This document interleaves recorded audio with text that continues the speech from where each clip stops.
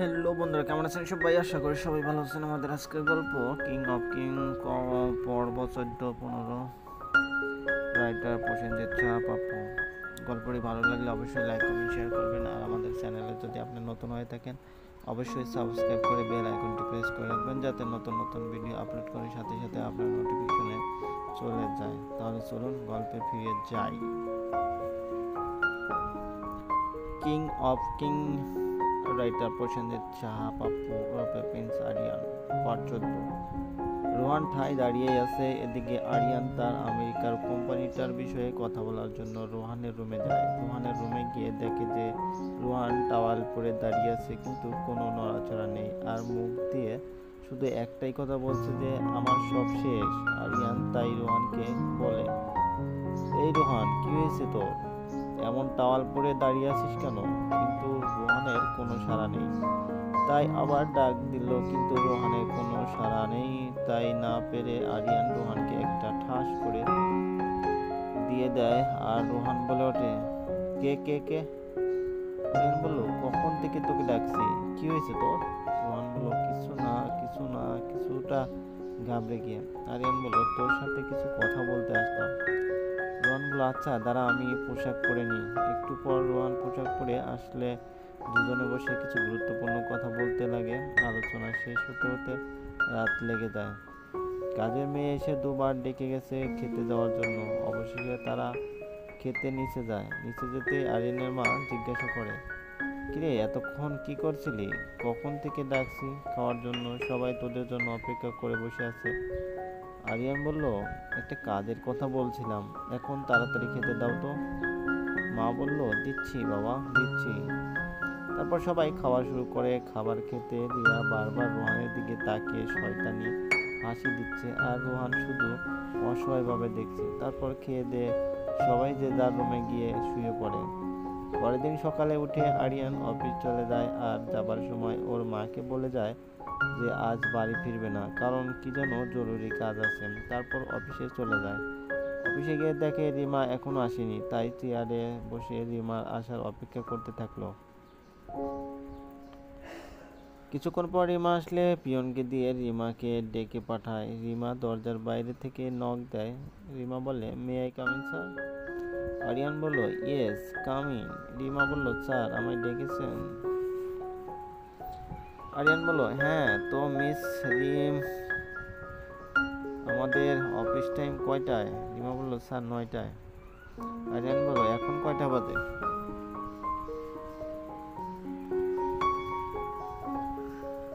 রিমা বলল, 9টা 5 মিনিট। আরিয়ান বলল, তার মানে তুমি 5 মিনিট লেট করে এসেছো? রিমা বলল, স্যার শুধু তো 5 মিনিটই লেট হয়েছে, তাও জ্যামের জন্য। আরিয়ান বলল, আমি অত কিছু শুনতে চাই না। লেট যখন করেছো তখন শাস্তি তো পেতেই হবে। রিমা বলল, প্লিজ স্যার, এবারের মতো ক্ষমা করে দেন। আরিয়ান বলল, আমি কোনো কথা শুনতে চাই না। রিমা বলল, কি শাস্তি স্যার? আরিয়ান বলল, এই মুহূর্তে আমার সামনে 15বার কান ধরে উঠবোস করবে। রিমা আশ্চর্য হয়ে যায়, না স্যার, এটা আমি পারবো না। আরিয়ান বলল, কি, তোমার সাহস তো কম না, আমার মুখে মুখে কথা? রিমা বলল, ক্ষমা করবেন স্যার, আমি তাও পারবো না। আরিয়ান বলল, ওকে, তোমাকে করতে হবে না, তোমার এই মাসের বেতন থেকে 5,000 টাকা কাটা যাবে। রিমা বলল, না স্যার, এমনটা করবেন না প্লিজ। আরিয়ান বলল, তোমার সামনে দুটো রাস্তা আছে, হয় কান ধরে উঠবোস করো, নয়তো বেতন থেকে টাকা কাটা যাবে। রিমা বলল, ওরে শালা বদমাস, এই ছিল তোর মনে? তোকে আমি অন্য সময় দেখে নেব, এখন তো আমি নিজে বাঁচি। মনে মনে এগুলো ভাবছে। আরিয়ান, কি ভাবছো? তাড়াতাড়ি করো, আমার অত টাইম নাই। রিমা বলল, জি স্যার। এই বলে মুখটা গোমড়া করে কান ধরে উঠবোস করতে লাগে, আর মনে মনে আরিয়ানের 14 গোষ্ঠী উদ্ধার করে। এদিকে আরিয়ান রিমার কান ধরে উঠবোস করার দিকে মুচকি মুচকি হাসে। তার গোপনে মোবাইল দিয়ে সেটা ভিডিও করে নেয়। তারপর রিমার কান ধরে উঠবোস করা হয়ে গেলে রিমা বলল, স্যার হয়ে গেছে। আরিয়ান বলল, গুড, এখন যাও, আমার জন্য চা নিয়ে আসো। রিমা বলল, স্যার ওটা তো পিয়নের কাজ, আমি কেন করব? আরিয়ান বলল, তোমাকে যা বলছি সেটা করো, নাকি অন্য ব্যবস্থা করব? রিমা বলল, যাচ্ছি তো, অত রাগ করার কি আছে? তারপর রিমা রাগে গজগজ করতে করতে চা বানাতে চলে যায়। তারপর চা বানাতে বানাতে রিমা বললে, ওর শালা আরিয়ানের বাচ্চা, তুই আমাকে কান ধরে উঠবোস করিয়েছিস, এখন দেখ তোর কি করি। এই বলে চায়ে ঝালের গুঁড়া মিশিয়ে দেয়। তারপর খুশি মনে আরিয়ানের রুমে যায়, গিয়ে, এই নিন স্যার, আপনার জন্য স্পেশাল চা বানিয়ে এনেছি। আরিয়ান বলল, তুমি কত ইডিয়েট, কখনো আমাকে চা খেতে দেখেছো? যাও, আমার জন্য কফি নিয়ে এসো। রিমা বলল, কিন্তু স্যার আমি তো খুব কষ্ট করে চাটা বানিয়ে এনেছি। আরিয়ান বলল, কত কষ্ট করেছো সেটা তো জানি, এখন চুপচাপ যাও আর কফি নিয়ে আসো। আর হ্যাঁ, কফিতে যদি ঝালের গুঁড়া দিয়েছো তো তোমার চাকরি শেষ। রিমা অবাক হয়ে যায়। আরিয়ান বলল, মুখটা বন্ধ করো আর যাও। তারপর রিমা কফি বানাতে চলে যায় আর ভালোভাবে কফি বানিয়ে আরিয়ানকে দেয়। আরিয়ান বলল, ও, আর রিমাকে বিরক্ত করেনি। আর আপনারা বুঝলেন না তো যে আরিয়ান কিভাবে জানলো যে চায়ে গুঁড়া দেওয়া ছিল? আরে বাবা, পুরো অফিস সিসিটিভি বসানো আছে। আর আরিয়ান জানতো যে রিমা এমন কিছু করবে, তাই ওই দিকটাতে নজর রেখেছিল। সেদিনকার মতো অফিসের দায়িত্ব আকাশকে দিয়ে আরিয়ান একটু তাড়াতাড়ি বেরিয়ে পড়ে, কারণ তাকে এক জরুরি কাজে যেতে হবে। তবে আজ সাথে সিকিউরিটি নেয়নি।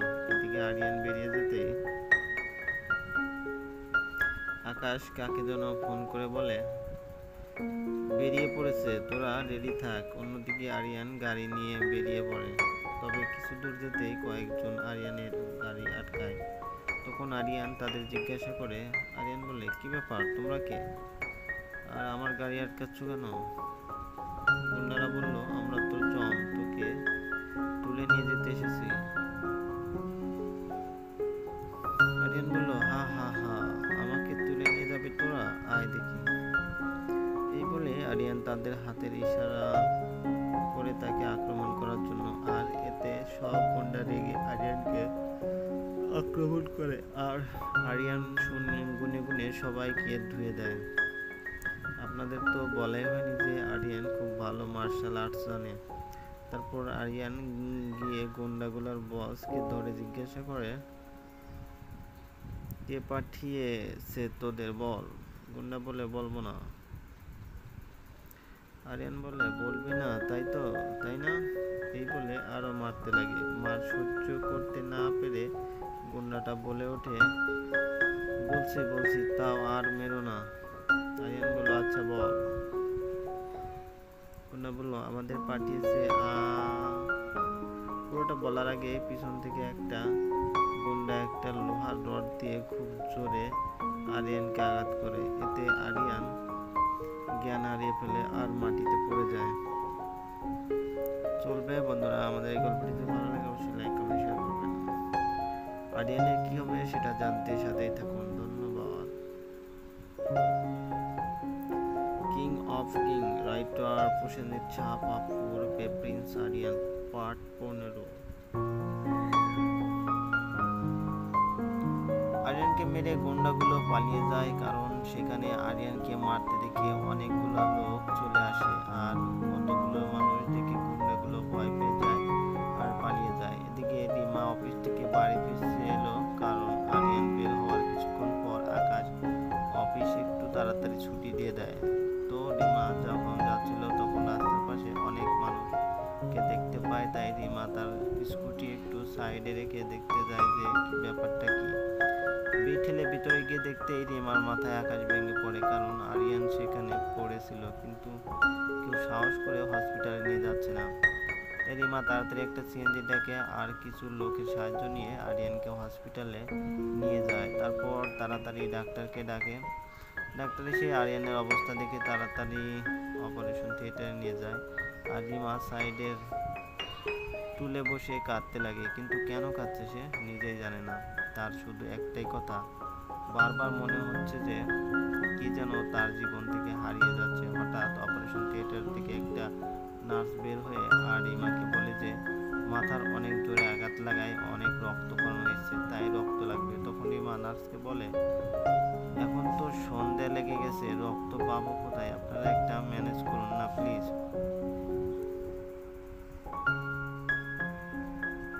নার্স বলল, আসলে ব্লাড ব্যাংকে কাল থেকে কোনো রক্ত নেই, আপনি ম্যানেজ করুন প্লিজ। রিমা নার্সের কথা শুনে খুব চিন্তায় পড়ে যায়, তার খুব কান্না পাচ্ছে, কি করবে ভেবে পাচ্ছে না। হঠাৎ তার মনে হয় যে সেই তো রক্ত দিতে পারবে, তাই নার্সকে জিজ্ঞাসা করে, আচ্ছা ওনার রক্তের গ্রুপ কি? কান্না মিশ্রিত কণ্ঠে নার্স বলল, এবি পজিটিভ। রিমা বলল, আমার তো এ পজিটিভ, এখন আমি কি করব? এত রাতে কোথায় রক্ত পাবো? এই বলে কান্না করতে লাগে। নার্স বলে, আরে আপনি কাঁদবেন না প্লিজ, আপনি আমায় এটা বলুন যে আপনি লাস্ট কবে কাউকে রক্ত দিয়েছেন? রিমা বলল, আমি তো প্রায় 1 বছর থেকে রক্ত দেইনি।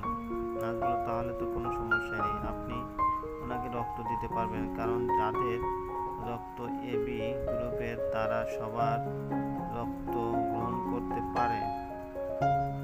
কথাটা শুনে যেন রিমার জীবন ফিরে আসে। তারপর তাড়াতাড়ি গিয়ে আরিয়ানকে রক্ত দেয়।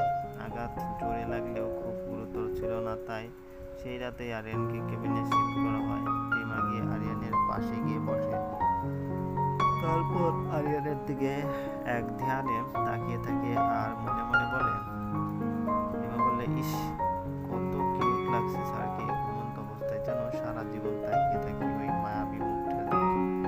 কিন্তু বদমাসটা আমাকে দেখতেই পারে না, যদি কাল থেকে আমাকে কিছু না বলতো তাহলে কতই না ভালো হতো। এইসব কিছু ভাবছিল তখন হঠাৎ রিমার চোখ যায় আরিয়ানের মাথার ব্যান্ডেজের দিকে। ব্যান্ডেজ দেখে রিমা আবার মনে মনে বলতে লাগে, ইস কত ধরে মেরেছে মাথায়, কতটা আঘাত পেয়েছে। এই বলে রিমা আরিয়ানের কপালে একটু চুমু খায়।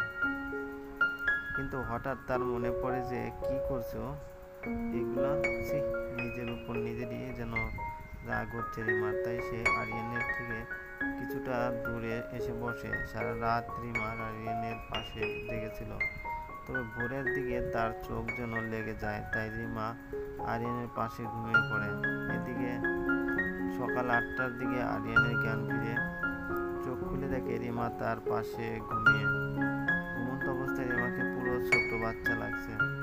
আরিয়ান যেন রিমার ওই ঘুমন্ত চেহারার মাঝে হারিয়ে যাচ্ছে। তবে হঠাৎ তার ভাবনায় ছেদ পড়ে, কারণ এখানে রিমা আসলো কোথায় থেকে, আর ওই বা এখানে আসলো কিভাবে। তার যতদূর মনে পড়ে তার মাথায় কেউ জোরে আঘাত করে, আর তারপরে কি হয়েছে সেটা মনে নাই। তবে সেখানে তো রিমা ছিল না। তাহলে চলবে বন্ধুরা, আমাদের এই গল্পটি যদি ভালো লাগে অবশ্যই লাইক কমেন্ট শেয়ার করবেন, আর আমাদের চ্যানেলে যদি নতুন হয়ে থাকেন অবশ্যই চ্যানেলটি সাবস্ক্রাইব করে বেল আইকনটি প্রেস করে রাখুন, যাতে নতুন নতুন ভিডিও আপলোড করার সাথে সাথে আপনার নোটিফিকেশন চলে যায়। ধন্যবাদ, ভালো থাকবেন।